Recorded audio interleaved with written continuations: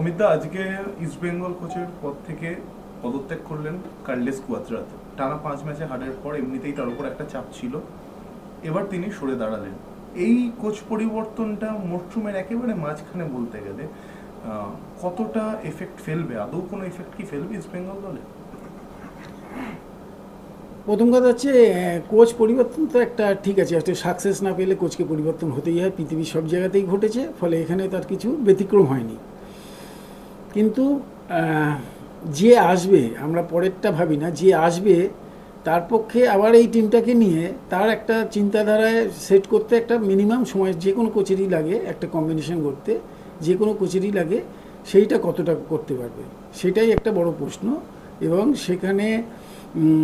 সেখানে এখন শুনলাম তারপরেই তাকে ডেপুট করা হয়েছে, মানে তার যে ডেপুটি কোচ ছিলেন সেই রাইট নাও এখন সে হয়তো দায়িত্বভার নিয়েছে। তবু ভালো বলবো যে সে কিছুটা হয়তো টিমটাকে চেনে এবং পরবর্তী যে কোচ আসবে তাকে হয়তো কনভে করতে পারবে যে এই ছিল তার স্ট্যাটাস। কোচ পরিবর্তন করলে যে আমি দারুণ কিছু ফল হবে আমার মনে হয় না, যে এক্সট্রাঅর্ডিনারি কিছু কোনো কোচই করতে পারবে, কারণ ঘুরে দাঁড়াতে হবে প্লেয়ারদেরই। অ্যাকচুয়ালি ইসমোহলের কিছু ব্যাড লাগ গেছে, কয়েকটা ম্যাচ, অ্যাটলিস্ট একটা দুটো ম্যাচ যেভাবে তারা মিস করেছে, যেভাবে তারা হেরেছে, সেটা না হারলেও পারতো। দু একটা ছোটো ছোটো মিস্টেকে ভুল হয়েছে, সেই ভুলগুলো আমরা অনেক সময় বলি যে একে তুললে ওকে তুললো, আমি ওটাতে বিশ্বাসই করি না। কারণ আমি বিশ্বাস করি যে 11 জনের এগেস্টেই খেলেছে। ইসমোহল মানে যারা খেলে এ নামলে ও নামবে, দারুণ কিছু ফল পাল্টে যাবে, আমি এটা বিশ্বাস করি না। কারণ 11 জন এমন না যে ইসমোহল 9 জনে খেলেছিল। সেই জন্যে ইসমোহল যখন কোচ চেঞ্জ করেছিল, যার আমার বদলে যদি অন্য আরেকজনকে নামায়, আশা করা যায় সে হয়তো আমার মতো না দিলেও কাছাকাছি হয়তো 19-20-এর খেলবে, তাতে এত ফারাক হয়ে যায় না। সেটা প্লেয়ারদেরই ভুল ছিল, প্লেয়ারদেরই এখন ঘুরে দাঁড়াতে হবে। ইস্টবেঙ্গলের বিপদটা হয়েছে সবকটা ম্যাচ হেরে যাওয়াতে, এটাই হচ্ছে সবচেয়ে বড় বিপদ। কারণ একটা এই ম্যারাথন লিগের পয়েন্ট ভীষণ ক্রুশিয়াল, এবং খুব যখন একদম মেজর লিগ, এটা হচ্ছে একদম মানে আমাদের যেহেতু ভারতবর্ষের মেজর লিগ, এখানে একটা পয়েন্টের ভীষণ দাম। সেই হিসেবে ইস্টবেঙ্গল অনেকটা চাপে রয়েছে। এখন ড্রেসিং রুম, সাপোর্টার, এদের প্রত্যেকের যদি একটা কনস্ট্যান্ট সাপোর্ট থাকে, তাহলেই ইস্টবেঙ্গল টিমের হয়তো ঘুরে দাঁড়াতে পারবে। নাহলে কিন্তু নতুন কোচ এসে আপনারা যেটা ভাবছেন দারুণ কিছু পরিবর্তন করতে পারবে না, সে যেই আসুক। আমি কোনো কোচে জানি না কে আসবে না আসবে। এখন দরকার হচ্ছে সাপোর্টার, যারা ইস্টবেঙ্গল ক্লাবের প্লেয়ার, অফিসিয়াল, প্রত্যেককে একটা এমন এনভায়রনমেন্ট তৈরি করতে হবে টিমের মধ্যে, যেখানে প্লেয়াররা সাহস পায়, যেখানে তারা তাদের স্বাভাবিক খেলাটা খেলতে পারে। কারণ আমি জানি এইসব ক্ষেত্রে হয় কি, ক্লাবের পরিবেশটা এমন তৈরি হয়ে যায়, প্লেয়াররা তাদের স্বাভাবিক খেলাটা খেলতে পারে না শুধুমাত্র টেনশানের জন্য।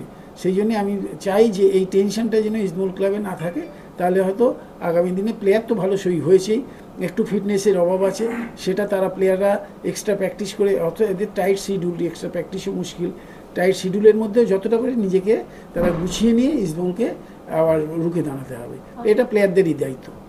ডার্বি আছে 19 তারিখে, ডার্বির আগে কতটা মানিয়ে নেওয়া সম্ভব হবে এই কদিনের মধ্যে? ডার্বি তো আমি মনে করি যে ইস্টবেঙ্গলের ভীষণ ফেভারিট, কারণ হচ্ছে ইস্টবেঙ্গলের এই মুহূর্তে কিছু হারানোর কিছু নেই। মোহনবাগান সে খেলায় বলো, পয়েন্টে বলো, পয়সায় বলো, খুব একটা ভারী দল।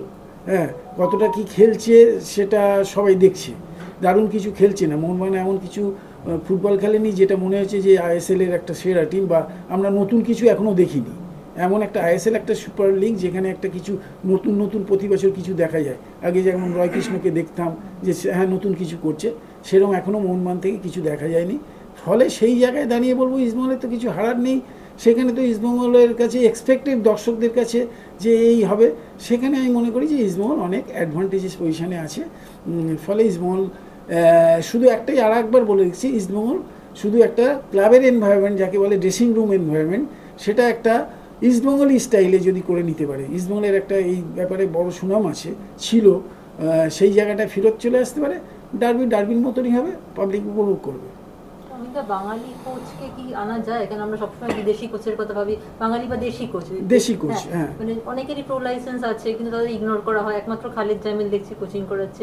এক্ষেত্রে কি ইন্ডিয়ান কোচ, আমরা দেখছি বিদেশি কোচরা আহামরি কিছু করছে না, সেখানে ইন্ডিয়ান কোচদের তুমি কতটা সাপোর্ট করো? ইন্ডিয়ান কোচদের আইএসএল এ কোচিং দেওয়া উচিত কি?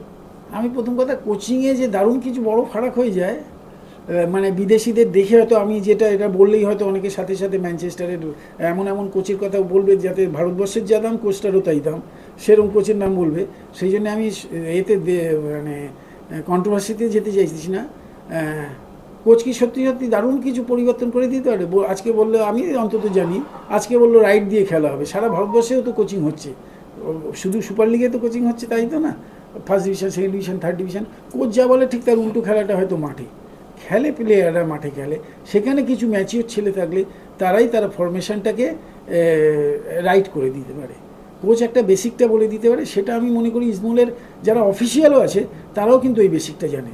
হ্যাঁ, কিন্তু কোচ হচ্ছে একটা টিচারকে যেমন রাখতে হয়, কোচকে উপলক্ষ করে তাকে শিক্ষক বা শিক্ষা গুরু মেনে তার কিছু একটা কমন বাক্য, সেটাকে যতটা বড় মাঠে ইমপ্লিমেন্ট করো। যে বেশি ইমপ্লিমেন্ট করতে পারে সেই সাকসেস কোচ, তখন তাকে সাকসেস কোচ বলা হয়। আমি এর থেকে বড় কোচকে কিছু দায়িত্ব দিতে রাজি না।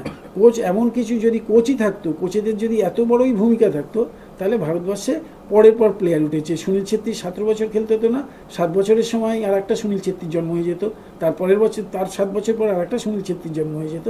কিন্তু এখনও 27 বছর না 25 বছরে কোনো সুনীল ছেত্রীর জন্ম হয়নি।